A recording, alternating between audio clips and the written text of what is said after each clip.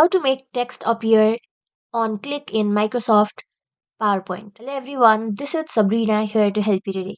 So without any further ado, let's get right into the video. So here I have used a demo template for demonstration purpose. So as you can see, this is the text, that's presentation title. Here, in order to make it appear by on click of the mouse, all you have to do is click on the text box. After that, go to animations and then go to appear. Here you will see on click option. Drag down the button and select on click. You can also change the duration and delay from here. Now let's see how it goes. So first go to preview.